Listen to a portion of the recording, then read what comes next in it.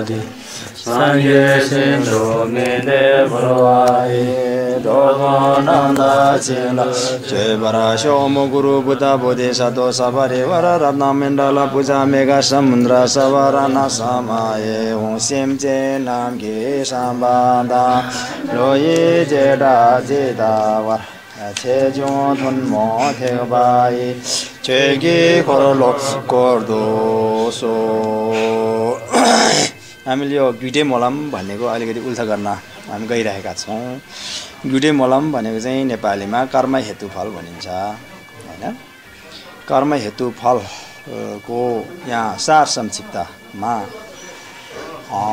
आर्य नागार्जुन गुरुले रचना गर्नु भएको किताब हो यो धेरै पनि छैन 4-5 पृष्ठ 4-5 जस्तो छ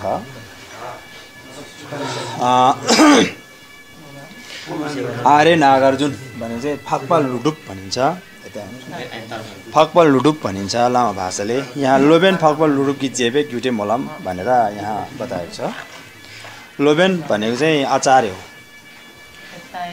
फाक्पा भन्छ आर्य हो वहाँ लोबेन भन्छ आचार्य गुरुलाई भनियो फाक्पा भनेको चाहिँ आचार्य मात्रै होइन फाक्पा भनेको चाहिँ बुद्धको क्षेत्रमा पुगिसकेको व्यक्ति बुद्धको 10 भूमि छ 10 भूमि नागिसकेपछि 11औं भूमिमा चाहिँ बुद्धले ज्ञान प्राप्त गर्नुहुन्छ 11औं भूमिमा वज्रोपम समाधि भन्ने एउटा नाम छ त्यहाँ पुगेपछि बुद्धले त्यहाँ वज्रोपम समाधिमा बोधि ज्ञान प्राप्त गरेर त्यहाँ बस्नुहुन्छ भने यो मार्गको क्रम चाहिँ पहिलो भूमि दोस्रो भूमि तेस्रो भूमि चौथौं भूमि पाँचौं भूमि छैटौं भूमि सातौं भूमि आठौं भूमि गरेर क्रमशः भूमिहरू पार गर्दै जाँदाखेरि यो आठौं भूमि नागिसके पछाडी चाहिँ आर्य भनेर नामकरण गरिन्छ आर्य भनेको चाहिँ आठौं भूमि नाग्नु पर्छ हुन त आचार्य नागार्जुनलाई पनि आर्य भनिएको छ आचार्य नागार्जुनले आठौं भूमि प्राप्त गर्नु भयो कि भएन भन्ने कुरामा चाहिँ हुन त प्रथम भूमि प्राप्त गरेर आर्य नागार्जुन गुरुले बुद्धत्व प्राप्त गर्नुभयो भनेर पनि बताएको छ तैपनि उहाँलाई आर्य भनेर नै नामकरण गरेको पाउँदछौं भलै उहाँले आठौं भूमि प्राप्त नगरेको होला तर उहाँलाई आर्य भनेर नै प्राय उहाँलाई सम्बोधन गरिन्छ त्यसैले आचार्य भन्नु आर्य भन्नुको फरक चाहिँ त्यो हो आचार्य भनेको चाहिँ पढेर यो बौद्ध दर्शनलाई भलीभाती रूपले विश्लेषण गरिसके पछाडी या यी दार्शनिक कुरा या त्यसपछि तान्त्रिकका कुराहरू वैभाषिकदेखि लिएर सैद्धान्तिक कुरामा भन्नुपर्दा वैभाषिकदेखि लिएर सौतान्त्रिक अनि त्यसपछि चित्तमात्रिक र माध्यमिक दर्शन सम्मलाई अभ्यास गरिसकेपछि त्यसलाई आचार्य भनिन्छ बुद्ध धर्ममा बुझ्नै पर्ने एउटा सैद्धान्तिक कुरा चाहिँ के छ भने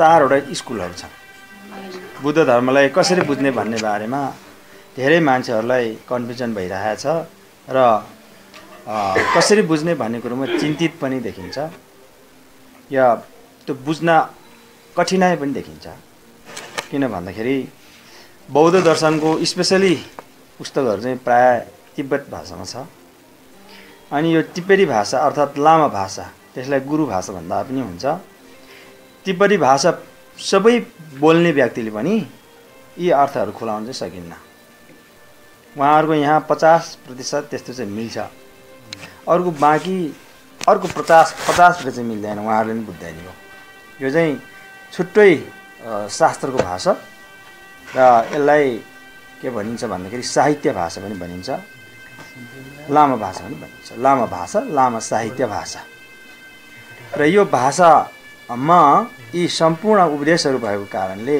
तपाई हामीले यस्ता गहन विषयहरूलाई नबुझ्नु भनेको स्वाभाविकै हो बरु यस्ता किताबहरू इङ्ग्लिस भाषामा अनुवाद भइसक्यो। धेरै जसो दार्शनिक किताबहरू र तान्त्रिक किताबहरू, यो सैद्धान्तिक किताबहरू र ग्रन्थहरू इङ्ग्लिस भाषामा अनुवाद भइसकेको छ भने केही ग्रन्थहरू नेपाली भाषामा पनि अनुवाद भइसकेको छ। अहिले आएर हामीले हेर्न सक्नुहुन्छ, खोजिनिति गर्दा ती नेपाली भाषामा आइसकेको अनुवाद भइसकेको किताबहरू हामी पढ्न कहिले पनि चुक्नुहुन्न। हाम्रो लागि उपाय भनौँ, अध्ययन गर्ने एउटा मौका भनौँ, के भनौँ, जे भने पनि त्यो नेपाली भाषामा भएका हेतु यी दार्शनिक या बौद्ध धर्म सम्बन्धी लेखिएको किताब नै हो। त्यो पनि सिधै लामा भाषा तिब्बती भाषाबाट नेपाली भाषामा अनुवाद गरेका किताबहरू, त्यो मौलिक त हुन्छ। त्यसैले त्यस्तै धेरै ग्रन्थहरू चाहिँ अझै पनि लामा भाषामै छ। त्यसैले हामीले यसलाई अलिअलि त बुझेको जस्तो भयो, केही कुराहरू बुझेको जस्तो पनि हुन्छ हामीलाई। भगवान् बुद्धको नाम, भगवान् बुद्धको गुणगान सुन्दाखेरि धेरै मजा आउँछ, धेरै श्रद्धा आउँछ। हामी बौद्ध पनि भयौँ, बौद्ध धर्मको अन्तर्गत पनि हामी जन्मेका हौँ र त्यसै अन्तर्गत बौद्ध धर्मकै छत्रछायाभित्र हुर्क्यौँ। त्यसैले आज हामी बौद्ध हुनु चाहिँ फेरि स्वाभाविक पनि हो। त्यसैले स्पष्ट रूपमा नबुझ्नु पनि स्वाभाविक नै हो। यस्तो अवस्था भएको हुँदा हामीले निकै मेहनत गरेर यो भाषा कसरी बुझ्ने, अर्थात् यो ग्रन्थको भाषा कसरी बुझ्ने भन्ने बारेमा चिन्तित हुनुपर्दछ र हामी 10-20 वर्ष अगाडि नै यस्तो चिन्तित भएका थियौँ र अहिले आएर हामीले अलिकति प्रगति गरेको जस्तो महसुस हुन्छ। त्यसैले यस्तो सिधै अर्थ लगाउन सक्ने या यसै भाषामा पढेर हामीलाई व्याख्या गरिदिने व्यक्तिलाई दार्शनिक रूपबाट र सैद्धान्तिक रूपबाट पनि उसले आफ्नो बुझाइ या आफ्नो शैक्षिक अवस्थालाई र आफ्नो बौद्धिक स्तरलाई माथिसम्म, अन्तिमसम्म भनौँ अभ्यास गरेर जुन तपाईँहरूलाई व्यक्त गर्नुहुन्छ उहाँहरूलाई आचार्य अर्थात् लोभेन भनेर सम्बोधन गरेको हुन्छ। हामीले लोभेनको अर्थ चाहिँ यसरी बुझ्नुपर्छ। अब आर्यको अर्थ चाहिँ मैले अघि भने चाहिँ आठौँ भूमि नाग्यो भने त्यो आर्य हुन्छ भनिन्छ। हुन त नागार्जुन गुरुकै बारेमा अघि अलिकति मैले के भनेका थियौँ भने उहाँले प्रथम भूमि मात्रै प्राप्त गर्नुभयो भन्ने कुराहरू पनि छ। तैपनि उहाँलाई आर्य भनेर सम्बोधन गरेको पनि छ। यहाँ किन होला त्यो विचार लिन चाहन्छु, होइन? त्यसैले आचार्य नागार्जुनको बारेमा कतिपयले सुन्नुभएको होला, कतिपयले सुन्नुभएको छैन होला। बौद्ध धर्मलाई राम्रोसँग बुझ्न चाहने या बौद्ध धर्मको सैद्धान्तिक पक्ष मैले अघि नै भने 4वटा स्कुलहरू छ भनेर, ती 4वटा स्कुलहरूको विभेद गर्दाखेरि कुन चाहिँ ठिक कुन चाहिँ बेठिक भनेर पूर्ण रूपमा निर्णयात्मक तहमा पुर्याएर जुन ग्रन्थहरू लेख्नुभयो, रचना गर्नुभयो, ती ग्रन्थहरू अहिलेसम्ममा आउँदा आचार्य नागार्जुनद्वारा प्रतिपादित गरिएका माध्यमिक दर्शन सबैभन्दा उच्च भए। मानौ कि आचार्य नागार्जुनले लेखेको फिलोसफ अर्थात् दार्शनिक ग्रन्थ चाहिँ विश्वमा चम्केको सूर्य सरह भनिन्छ। अहिले पनि सूर्य सरह उहाँले के को लागि प्रतिपादन गर्नुभएको थियो भने उहाँको किताब र ग्रन्थहरू पढ्दाखेरि हामीलाई हाम्रो सम्पूर्ण प्रश्नहरूको उत्तर त्यहाँ पाउँछ। त्यहाँ सबै उत्तर दिइराख्नु भएको रहेछ। उहाँले खण्डन मण्डनको कुरो गर्नुहुन्छ भने बौद्ध धर्मको 4वटा स्कुलभन्दा बाहिरका जति पनि यी तीर्थिक अबौद्ध भनेर हामीले भन्छौँ सबैलाई उहाँले तर्कद्वारा र युक्तिद्वारा उहाँले खण्डन मण्डन पनि गर्नुभएको छ। धेरै खण्डन गर्ने किताब ग्रन्थहरू मध्येमा एउटा युक्ति षष्टिका भन्ने उहाँको किताब छ। त्यहाँ व्यापक खण्डन छ हिन्दूहरूको, जैनहरूको, त्यसपछि उपनिषदहरूको, सांख्यहरूको, उहाँहरूको पनि थुप्रो नाम छ, अबौद्धहरूको थुप्रै नाम छ। उनीहरू आत्मवादी हुन् अन्ततगत्वा त्यो सबैको खण्डन मण्डन गर्नुभएको हामीले पाउँदछौँ भने आफ्नै बौद्ध निकायभित्र आउँदा उहाँले वैभाषिकको खण्डन गर्नुभएको छ, त्यसपछि सौतान्त्रिकको खण्डन गर्नुभएको छ, अनि चित्तमातृको खण्डन गर्नुभएको छ र अन्तिममा आएर माध्यमिक दर्शनलाई प्रतिपादन उहाँले गर्नुभएको छ। त्यसैले बौद्ध धर्म पूर्ण रूपमा बुझ्न चाहनेहरूले माध्यमिक दर्शन के हो अथवा लामा भाषामा उमाव भनिन्छ हो, माध्यमिक दर्शन के हो भनेर सुझबुझ हुनु जरुरी छ। जबसम्म तपाईँ माध्यमिक दर्शनलाई अलिकति बुझ्न खोज्नु भएको छैन या तपाईँले बुझ्नु भएको छैन भने यहाँ भनिएको अनुसार चाहिँ तपाईँले यो तान्त्रिक कुनै पनि बुझ्न सक्नुहुने छैन। देवाको भावन गर्नुहोस्, चाहे तपाईँ मानी जप गर्नुहोस्, वज्रगुरुको जप गर्नुहोस्, कुनै पनि जप छ नि तपाईँको बौद्ध शून्यता दृष्टिसँग सारोकार नराखेको खालको हुँदा त्यो फेरि तपाईँको मोक्षको कारण बन्न सक्दैन। त्यसैले त्यो शून्यतासँग सारोकार राखेको सम्पूर्ण बौद्ध दृष्टिहरू र बौद्ध धर्मको उपदेशहरू र ध्यान विधि के छ त्यो सबै शून्यतासँग सारोकार राखेको खालको हुनुपर्छ। त्यो भनेको माध्यमिक दर्शनलाई राम्रोसँग बुझेर आएको हुनुपर्दछ भनिएको हो माध्यमिक दर्शन है। त्यसैले यो माध्यमिक दर्शनको पहिलो प्रवर्तक को हुनुहुन्थ्यो भन्दाखेरि पहिलो प्रवर्धन प्रतिपादन गर्नुहुने सूर्य सराहको मैले अघि नै भने उहाँको नाम हो आचार्य नागार्जुन। आचार्य नागार्जुनको बारेमा यसरी हामीले अभ्यास अध्ययन गरेनौँ भने यो सोरठेली बुम छ नि त्यो बुमको हामीले अर्थ बुझ्न सकिन्न। त्यो सोरठेली बुमलाई पूर्ण रूपमा बुझाइदिनु भएको चाहिँ उहाँले नै हो। भनिन्छ सोरठेली बुम चाहिँ भगवान बुद्धको पालमा भगवान बुद्धले उपदेश दिएर राख्नु भएको, त्यो पनि गृतपुर पर्वतमा, अरू ठाउँमा होइन। हुन त उहाँले 3 पटक धर्मचक्र प्रवर्तन गर्नुभएको थियो अरे, ठुल्ठुलो धर्म देशन गर्नुभएको थियो 3 पटक भगवान बुद्धले। पहिलो सागरनाथ मृगादावन भन्ने ठाउँमा, दोस्रो गृतपुर पर्वतमा, तेस्रोमा वैशाली आदि इत्यादि ठाउँहरूमा उहाँले धर्मचक्र प्रवर्तन गर्नुभएको थियो।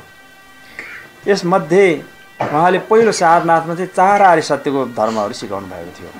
4 आर्य सत्य भनेको पहिलो चाहिँ दुःखै दुःख छ भनेर उहाँले दुःखदेखि नै हामीलाई देशन गर्न सिकाउन थाल्नु भएको थियो।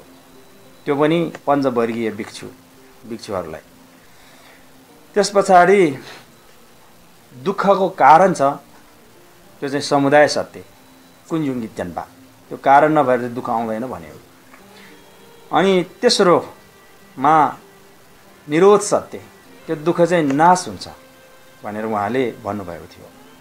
4 नम्बरमा चाहिँ त्यो नाश गरेर जाने एउटा बाटो छ, मार्ग छ भनेर पनि उहाँले देशन गर्नुभएको थियो। 4 आर्य सत्य कसैले के भन्छ भने 4 आर्य सत्य त भर्खर सिकारहरूले गर्नुपर्ने र बुझ्नुपर्ने कुरो होइन र भन्ने हामीलाई लाग्दछ। त्यस्तो होइन रे।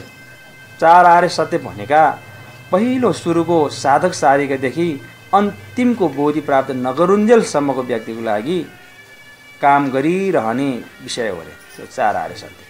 धेरै ठुलो हो। 4 आर्य सत्यलाई सुझबुझ गर्नु अत्यन्तै जरुरी छ हाम्रो लागि हैन। त्यसैले अर्को गृतकुट पर्वतमा उहाँले प्रज्ञा पारमितको देशन गर्नुभएको थियो। जो प्रज्ञा पारमित भनेको रूप शून्यता, वेदना शून्यता भन्ने कुराहरू आउँछ। सुख तोङब तोङमिङी सुख सुखलियन तोङमिङी स्यानमा तोङमिङीले सुख स्यानमाइनो सेन्dio छोरोदाङ दुसिदाङ भन्ने प्रज्ञा पारमितमा सेरापिङबो प्रज्ञा हृदयमा जुन बताएको छ तीनै कुराहरू हो। उहाँले त्यहाँ गृतकुट पर्वतमा देशन गर्नुभएको। त्यतिखेर देशन गर्नुभएको ती ग्रन्थहरू चाहिँ सबै भनिन्छ 3 महिना पछाडिबाट भगवान बुद्धकै चेला शिष्यहरूले लेख्न सुरु गर्नुभयो।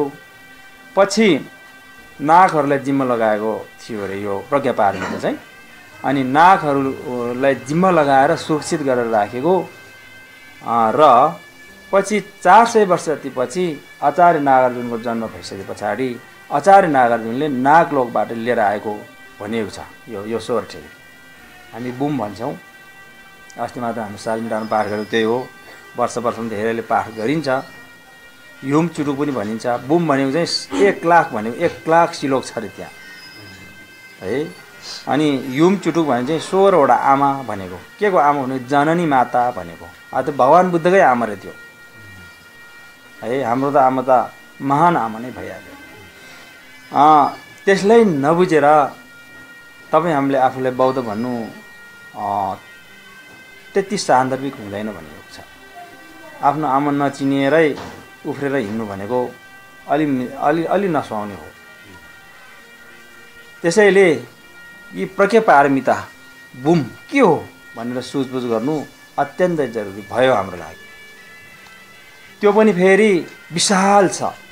1-2 वटा कुराले त्यो बुझ्ने पनि होइन, फराकिलो छ, विशाल छ।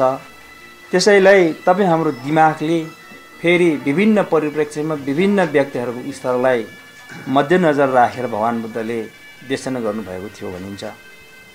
4 भाषामा देशन गर्नुभएको थियो अरे भगवान बुद्धले। एउटा चाहिँ प्रकृति भाषा, दोस्रो चाहिँ अपभ्रंश भाषा, तेस्रो चाहिँ संस्कृत भाषा, 4 नम्बर चाहिँ पिशाची भाषा रे। अनि पाली भाषा पनि होइन र भगवान बुद्धले देशन गर्नुभएको भनेर प्रश्न उठेको छ। पाली भाषामा फेरि विवाद अलिकति के छ भने मगधी भाषा हो कि के हो भन्ने पनि पाली भाषाको अलिक विवादित कुराहरू भएको हुँदा हामी महायान बौद्ध धर्म माध्यमिक दर्शन र महायान वज्रयानहरूले चाहिँ यो 4 भाषामा भगवान बुद्धले देशन गर्नुभएको थियो भनेर स्वीकार गर्नुभएको छ। त्यसैले यो मध्येमा यहाँ भगवान बुद्धले देशन गर्नुभएको धर्महरू चाहिँ संस्कृत भाषामा थियो। संस्कृत भाषा हुन त भारतको भाषा भन्ठानेका छौँ हामी, तर स्वर्गको इन्द्रको भाषा भनिएको छ। त्यो भारतको भाषा पनि होइन र त्यो स्वर्गको इन्द्रको भाषा। भगवान बुद्धसँग मान्छेले मात्र धर्म सिक्न आएको हो कि कसले सिक्न आएको भन्दाखेरि दिनभरि मान्छेहरू सबै सुन्न आउँथ्यो अरे भने राति देवताहरूले पनि आएर सुन्थ्यो, धर्म सिक्न आउँथ्यो अरे भनिन्छ स्वर्गबाट।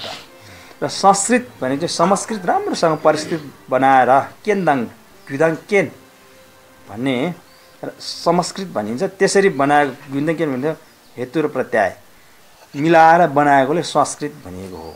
अनि त्यो भाषामा भगवान बुद्धले सिकाउनु भएको थियो अरे। अनि पछि तिनै संस्कृत भाषामा लेखिएका किताबहरू चाहिँ अब ती 16 ठेली नागलोमा नागले चाहिँ सुरक्षित गरेर राखेको थियो भनिन्छ। अनि 400 वर्ष पछाडि भारतको दक्षिणपट्टि हुन त अब भगवान बुद्धको पालोमै भविष्यवाणी गरिसकेको थियो। म बितेर 400 वर्ष पछाडि भारतको वैन्धर्व भन्ने एउटा देश, वैन्धर्व भनेको नरिवलको रुखले भनिएको हो त्यतिखेर, वैन्धर्व भन्ने एउटा प्रदेशमा दक्षिण पर्वतमा नाग नाम भन्ने व्यक्ति आउँछ, जसलाई लिच्छवी कुमार पनि भनिन्छ, सर्वप्रियदर्शी पनि भनिन्छ। उसले मेरो सम्पूर्ण धर्मलाई 2 भागमा विभाजन गरेर छर्लङ्ग स्पष्ट पारिदिएर प्रमुदिता आदि प्रथम भूमि प्राप्त गरेर सुखदी भुवन गमन गर्नेछन् भनेर भगवान बुद्धले भविष्यवाणी गर्नुभएको रहेछ नागार्जुन गुरुको बारेमा है। यो कहाँ बताएको छ भन्दाखेरि लङ्का अवतार भन्ने सूत्रमा भगवान बुद्धले बताउनु भएको प्रमाणित छ। लङ्का अवतार सूत्र भनेको चाहिँ श्रीलङ्कामा उपदेश दिएको सूत्र हो। श्रीलङ्काको रावण भन्ने के रहेछ भन्दाखेरि हामीले रावण भनेको चाहिँ हिन्दू धर्म रामायणको अनुसार त रावण त राक्षस भनिन्थ्यो, तर बौद्ध धर्म अनुसार रावण बुद्धिस्ट थिए। रावणलाई उपदेश दिएको रावण राजा थिए, रावणलाई उपदेश दिएको ग्रन्थलाई लङ्का अवतार सूत्र भनिन्छ। त्यो लङ्का अवतार सूत्रमा 10औं नम्बरमा चाहिँ आचार्य नागार्जुनको बारेमा भविष्यवाणी गर्नुभएको छ भगवान बुद्धले। सबैले स्वीकार्न योग्य ग्रन्थ पनि हो त्यो, चाहे हिनयान हो चाहे महायान हो। अनि त्यस पछाडि नागार्जुन गुरुले के अरे भगवान बुद्धले फेरि अर्को महामेघ सूत्र पनि भन्नुभएको छ। बिछुहरू म बितेर 400 वर्ष पछाडि एउटा नाग नाम भन्ने व्यक्तिको जन्म हुन्छ। त्यसले मेरो शाश्वत र उच्छेद भन्ने 2 वटा धर्मलाई पूर्ण रूपमा के अरे साक्षात्कार गरेर त्यसलाई निर्णय गरेर अनि भूमि मार्ग गर्दै ऊ बुद्ध बन्नेछ भनेर त्यहाँ महामेघ सूत्रमा पनि भगवान् बुद्धले बताइराख्नु भएको छ हैन। त्यसैले शाश्वत र उच्छेद भन्ने कुरो यहाँ उठ्दाखेरि कतिको मेलोमेसो होला, म अलिकति केही भन्छु। लामा भाषामा ताकदाङ छे भन्छ। बुद्ध धर्म बुझ्नको लागि यो दुईटा बुझ्नुपर्छ फेरि, शाश्वत र उच्छेद। यो संसारमा अन्तहरू थुप्रै छ, तैपनि भगवान् बुद्धको दृष्टिमा अन्तहरू दुईटा छ भनेको छ जम्मा। एउटा शाश्वत अन्त, अर्को उच्छेद अन्त। शाश्वत अन्त भनेको चाहिँ आत्मा साँच्चीकै छ, मरेपछि चाहिँ यो शरीर चाहिँ नाश भइहाल्छ। यो आत्मा चाहिँ निस्केर फुरुरु निस्केर आमाको कोखमा योनिमा प्रवेश गर्छ, निस्केर जान्छ। तिनै कालमा परिवर्तन त हुँदैन रे त्यो, तर निस्केर जाने एउटा चाहिँ कारक तत्त्व चाहिँ हामीसँग छ। त्यसैले यो बाहिरको एउटा सर्वले काँचुले फेरेको जस्तो मात्रै हो, भित्रको चाहिँ फेरेको हुँदैन भन्छ उनीहरू। त्यसलाई भनिन्छ शाश्वत अन्त। त्यो पनि गलत रे। अनि फेरि अर्को एउटा वर्गले के भन्छ भने उच्छेद अन्त भनेको चाहिँ मरेपछि डुमाइरहेछ। यो मन भनेको ढुङ्गामा लेखेको अक्षर जस्तो हो, त्यो ढुङ्गा फुट्यो भने सिद्धिहाल्छ। हामी मृत्यु भएपछि यो मन आकाशमा बिलाउँछ, कहाँ बिलाउँछ, सिद्धिन्छ। अर्को जन्म हुँदैन। त्यसैले खाउँ पिउँ सघाउँ मरा, फर्केर हामी आउँदैन भनिएको एउटा दृष्टि छ। मरेपछि कसले देखेको हुन्छ, बाउबाजे कहिले आयो, कसको फर्केर आयो, कसले प्रमाणित गर्न सक्छ यिनीहरूलाई? यो आउँदैन। यो कमजोरी मानसिकताको उपज हो भन्ने खालका दृश्यहरू ल्याउने एक जमात थियो, त्यसलाई उच्छेद अन्त भनिन्छ। त्यो पनि गलत रे। भगवान् बुद्धको माध्यमिक दर्शन बुझ्नको लागि यी कुरोहरूलाई हामीले बुझ्दै जानुपर्ने हुन्छ हैन। त्यसैले यो शाश्वत अन्त उच्छेद अन्त दुईटैले तोडेपछि अनि माध्यमिक दर्शन भन्ने ठाउँमा आइपुग्छ। माध्यमिक दर्शनमा आइसकेपछि बल्ल भगवान् बुद्धको मध्यम मार्ग के हो भन्ने कुराहरू ठम्म्याउँछ। अनि भगवान् बुद्धले त आखिर मध्यम मार्ग नै देशन गर्नुभएको रहेछ। हुन त अघिको चारैवटा स्कुलले आफूले माध्यमिक दर्शन चाहिँ भन्छ। वैभाषिक हामी पनि माध्यमिक हो भन्छ, सौतान्त्रिक हामी पनि माध्यमिक हो भन्छ, चित्तमात्रिक हामी हो नि त माध्यमिक भन्छ। अनि यो माध्यमिक त माध्यमिकले त अरू सबै मिथ्या हो, हामी नै हो माध्यमिक भनिन्छ। उहाँहरूको मसिनो विभेदहरू चाहिँ के छ त भन्दाखेरि वैभाषिकले चाहिँ यो वस्तुहरूलाई कसरी हेरिन्छ भन्ने कुरादेखि लिएर यी कुराहरूको विभेद हुन पुगेको हो। वैभाषिकहरूले चाहिँ यी सम्पूर्ण वस्तुहरूको चाहिँ पिण्ड हुन्छ, अर्थात् अणु परमाणुमा पुगेपछि त्यसको सत्ता हुन्छ भनेको। हुन त अब कतिको अध्ययन गर्नुभएको छ, अध्ययन गर्नुभएको छ भने यी पारिभाषिक शब्द बुझ्न थाल्नुहुन्छ। अध्ययन गर्नुभएको छैन फेरि अणु परमाणु भन्ने शब्द पनि फेरि बुझ्न छोड्नुहुनेछ हैन। देख्न छोडिसकेपछि पनि यी हामीले देखेका चिजबिजहरूको छ नि, उदाहरणलाई एउटा तपाईँमा चप्पललाई मसिनो पारेर कुट्क्याएर जानुहोस्, कुट्क्याउनुहोस्, धुलो बनाउनुहोस्। अब जब आँखाले नदेख्ने अवस्थामा पुगिसकेपछि मनले नै फेरि त्यसलाई कुट्क्याउँदै जान्छ। मनले अब हतियारले त सकिन्न। त्यसपछि के भयो, त्यो सूक्ष्म नदेख्ने ठाउँमा पुग्यो नि, त्यसलाई अणु परमाणु भनिन्छ। हो, त्यो अणु परमाणुमा पुगेपछि चाहिँ त्यो वस्तु छ कि छैन भन्ने कुराको परीक्षण हो यो। वैभाषिकहरूले चाहिँ अणु परमाणुमा पुगेपछि त्यो वस्तु हुनुपर्छ भने त्यो वस्तु भलाइ देख्नु पर्दैन, आवश्यक छैन, तर त्यो वस्तुको चाहिँ सत्ता हुन्छ। सत्ता भनेको चाहिँ सत्ता फेरि बुझ्नुहुन्छ। सत्ता बुद्ध धर्ममा यो सत्ता बुझेनन् भने नि तपाईँले शून्यता दृष्टि 1000 वर्षसम्म बुझ्नुहुन्न। फेरि सत्ता भने चाहिँ साँच्चै भनेर तोकेको पिण्डलाई भनिन्छ। त्यस्तो त्यहाँ चाहिँ नदेख्ने ठाउँ पुगेपछि चाहिँ यो वस्तुहरूको चाहिँ सत्ता छ, त्यसको स्वभाव छ भनेको तिनीहरूले। अनि त्यसपछि फेरि त्यस्तै गरी मनको पनि त्यस्तै छ भनेको हो, वैभाषिकले त्यसो भने।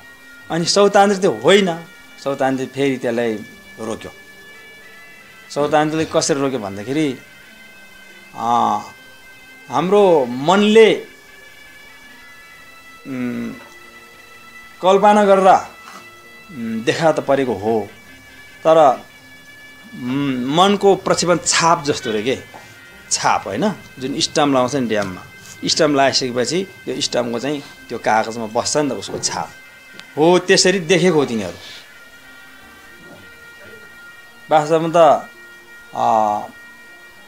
सत्ता भनेको त मनको पनि हुन्छ हैन, मेन चाहिँ मन हो, दोस्रो त्यो स्टाम्पको छाप हो भन्ने यस्तो यस्तो कुरा चाहिँ सौतान्त्रिक भनेको थियो।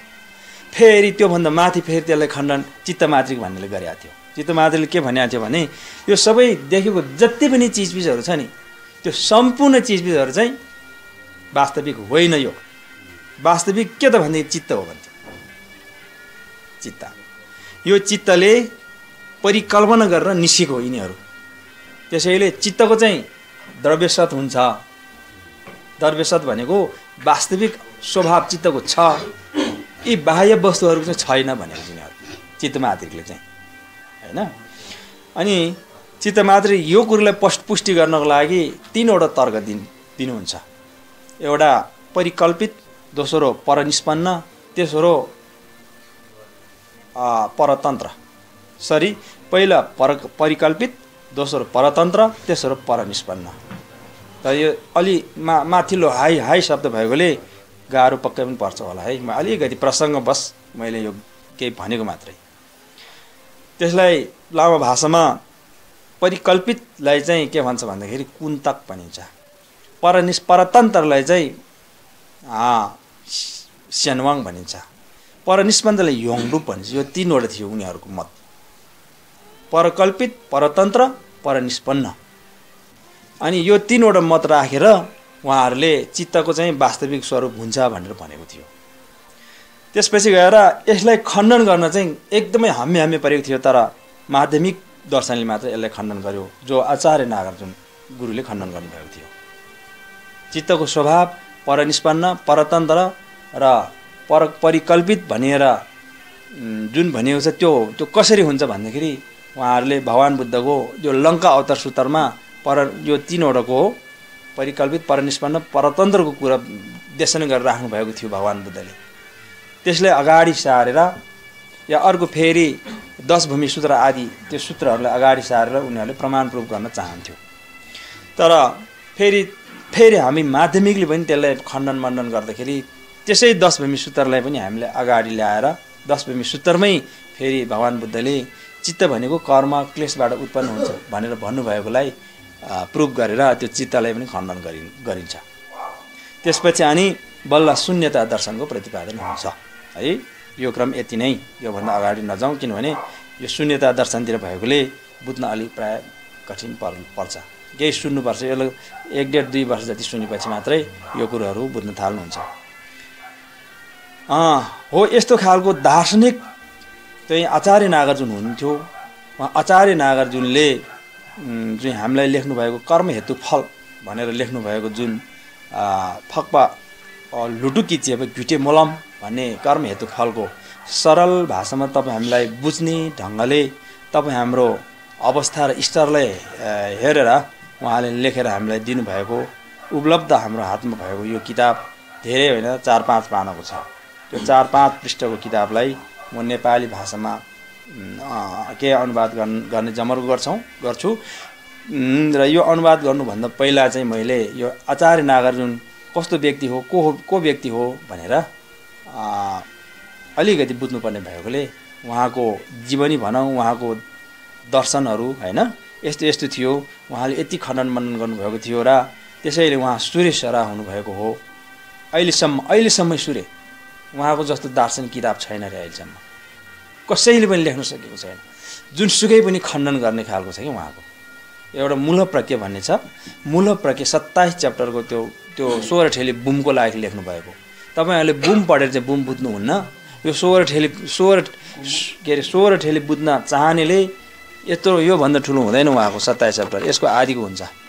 त्यो एउटा किताब एकजना ज्ञानी गुरु या परम्पराबाट अभ्यास गरेका र उपदेश पाएका गुरुबाट सिक्नुभयो भने शून्यता तपाईँ बुझ्नुहुन्छ र 16 ठेलीको मर्म बुझ्नुहुन्छ भनेर हाम्रो हातमा उहाँले प्रदान गर्नुभएको छ। एउटा मूल प्रज्ञा भनिन्छ, उमा चावे सेरप लामा भाषामा, त्योभन्दा माथिल्लो किताब छैन है। अनि उहाँले लेख्नुभएको यो कर्म हेतु फलको बारेमा उहाँले के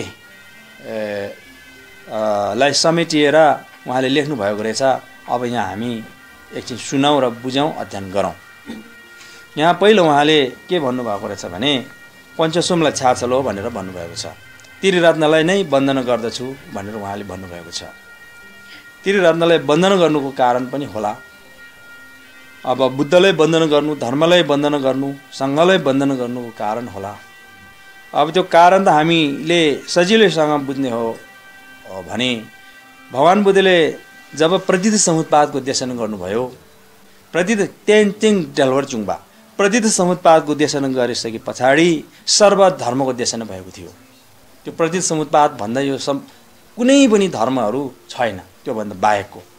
त्यो भनेको हेतु प्रत्ययबाट आएको हो कि भन्न खोजेको। जो चिज हेतु प्रत्ययबाट आउँछ त्यो धर्म विनाश हुन्छ, त्यो अनित्य हुन्छ, त्यसमा भर पर्नु हुँदैन भन्नुभएको हो। अनि जसले प्रतीत समुत्पादलाई बुझ्छ त्यसले यी धर्महरूलाई बुझ्छ, जसले धर्महरूलाई बुझ्छ त्यसले अनुत्तर सम्यक सम्बुद्धतालाई बुझ्न सक्छ भनेर भन्नुभएको छ। त्यसैले प्रतीत समुत्पाद त अहिलेसम्ममा यो संसारमा त भगवान् बुद्धले बाहेक अरूले देशन गर्नुभएको त छैन। बुद्धले मात्रै देशन गर्नुभएको हो। यदि अरूले पनि प्रतीत समुत्पादको देशन गरिएको हो भने उहाँहरूलाई पनि वन्दना गर्न मिल्छ रे। किनभने कसैले पनि देशन गर्न नसकिएको विषय चाहिँ प्रतीत समुत्पादको देशन हो। अनि उहाँले पूर्ण रूपमा भगवान् बुद्धलाई यसरी पञ्चसोमलाई छाछलो भन्नुको कारण चाहिँ यसै यिनै कारणले गर्दाखेरि गरिएको हो। त्रिरत्नको वन्दना गर्दछु भनेको पहिला। थुजे दाङी लामा दाङ भनेर फेरि दोस्रो भन्नुभएको छ। थुजे दाङी लामा दाङ भनेको चाहिँ उहाँहरू महाकृपावान हुनुहुन्छ, महादयावान हुनुहुन्छ।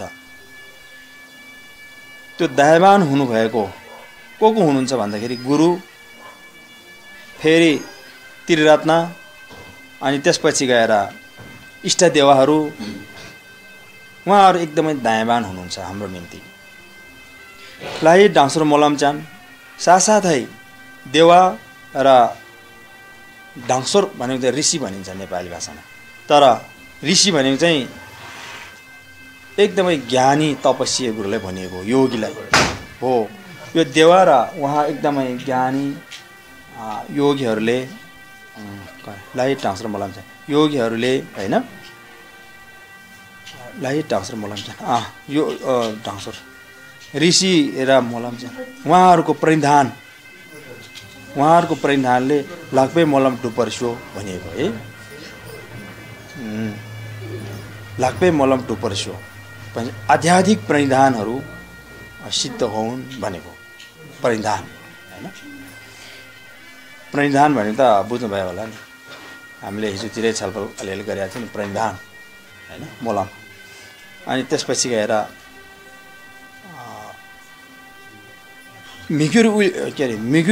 मिगुर उइसु केवा त होइन।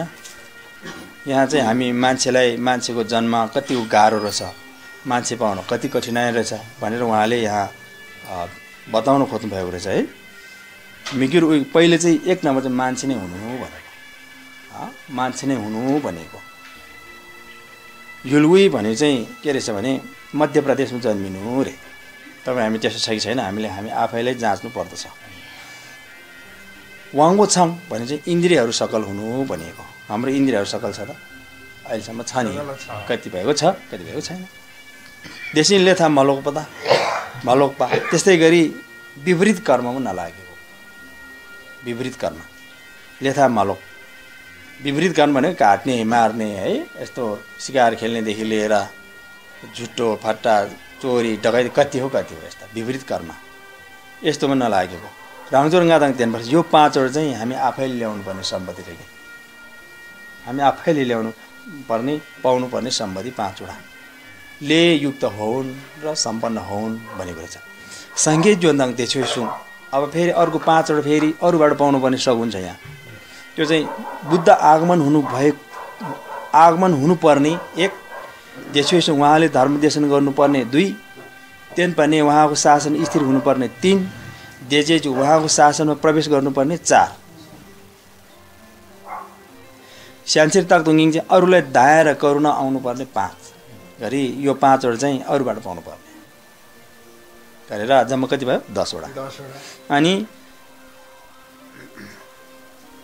स्यान्चुर गाताङ 3 वर्ष अरूबाट पाउनुपर्ने 5 वटा पनि प्राप्त होस्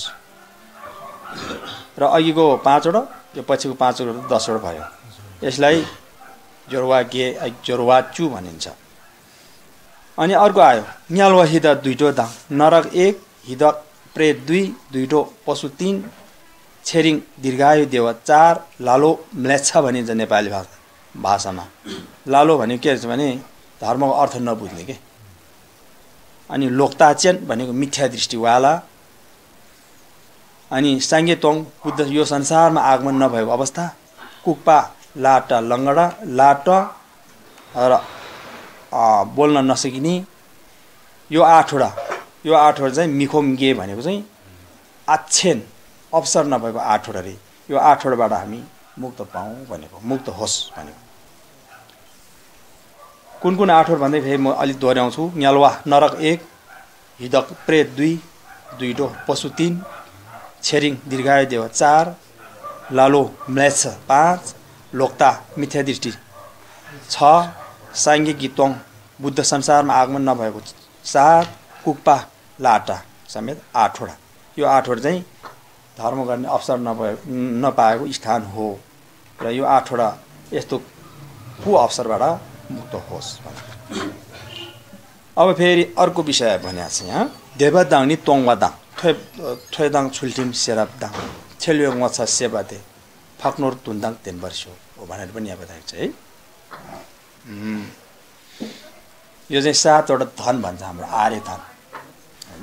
आर्यले पाउनुपर्ने 7 वटा धन हो।